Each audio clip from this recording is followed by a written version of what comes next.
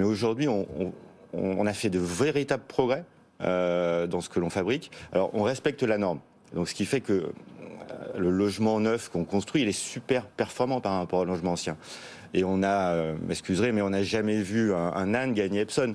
Et donc, vous allez jamais transformer un logement G en énergie, en logement A, même si vous mettez des dizaines de milliers d'euros. Et donc le logement neuf est la véritable. Oui, mais sauf qu'on ne peut pas. Enfin, alors je sais bien que c'est. On va pas raser Paris pour. Voilà, c'est ça. C'est à un moment donné, on ne peut pas non plus. Enfin, c'est un équilibre. On ne peut pas non plus renoncer complètement à l'ancien, à l'idée de rénover l'ancien. Est-ce que justement, ça va pas créer une distorsion de marché que le neuf, que vous, que professionnel, vous serez incapable de suivre en fait, une demande telle que justement, on va bloquer le marché avec des prix qui vont augmenter parce que la valeur verte va jouer, parce que la demande, l'impact de la demande, la hausse des coûts, tout ce que vous dites, et qu'à un moment, en fait, on aura des hausses de prix, mais personne qui pourra suivre derrière, et du coup, on va bloquer complètement le marché. Il y a un problème de temporalité, mais je pense que depuis le Covid, il y a un problème de temporalité surtout. Quand la Banque Centrale Européenne augmente son taux de 0,75 il y a 10 jours, on est en train, et votre interlocuteur en parlait avant pour la Fed, on est en train de casser l'économie pour maîtriser l'inflation. Et donc on a un problème de temporalité. Quand je vous dis nos taux d'intérêt, nous en tant qu'opérateurs, passent de 1 à 4, c'est une véritable difficulté. Ouais. Et donc rénover les logements à la vitesse que veut le gouvernement. On parle de 6 millions de logements quand on parle des catégories SCG. Et le faire avant 2025, c'est de la folie.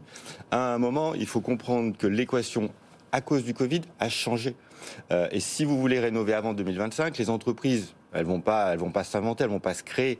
Alors, on peut rappeler aussi les problèmes de matières premières. Donc on va surenchérir aussi le coût de la réhabilitation. Donc il faut laisser du temps au temps. Et effectivement, la réhabilitation, c'est important, mais il faut aussi favoriser pour les promoteurs la construction de logements de nouvelles résidences. Nous, au groupe Gambetta, à Bagneux et à Grenoble, on utilise des techniques traditionnelles, béton, avec des matériaux biosourcés, la terre, la paille, le chanvre. Et donc, ça permet de faire des nouveaux logements verts, de l'immobilier vert. Le président Sarkozy, en 2008, en pleine crise financière, avait inventé le cellier et qui nous avait permis à tous de gagner 3 ans sur la réglementation énergétique.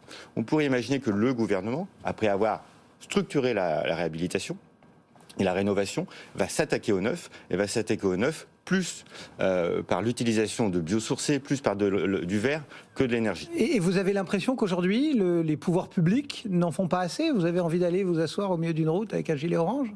C'est une bonne idée, mais c'est pas mon style. Marqué groupe Gambetta. Alors le logo est bleu, donc... mais ça ressort bien sur le orange, c'est pas mal.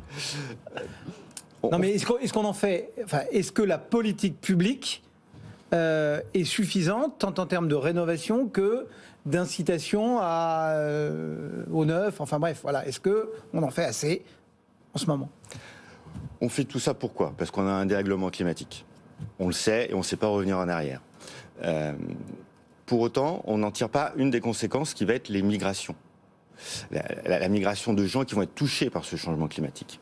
On parlait tout à l'heure des pouvoirs publics. Une partie des pouvoirs publics, une partie de l'administration est convaincue qu'il n'y a pas de problème de logement en France. Il suffit de réhabiliter les 3-4 millions de logements vacants pour satisfaire à la demande.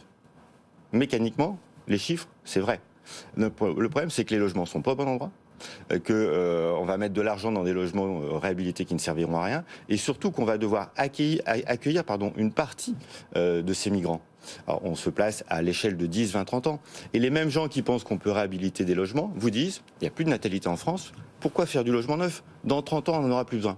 Alors, on aurait pu dire, pourquoi on a arrêté la production de centrales nucléaires? Parce qu'on n'aura pas besoin d'électricité dans 30 ans. Donc on est en train de mettre la tête dans le sable au niveau de la production de logements, parce qu'effectivement, on considère que l'immobilier n'est pas une valeur verte.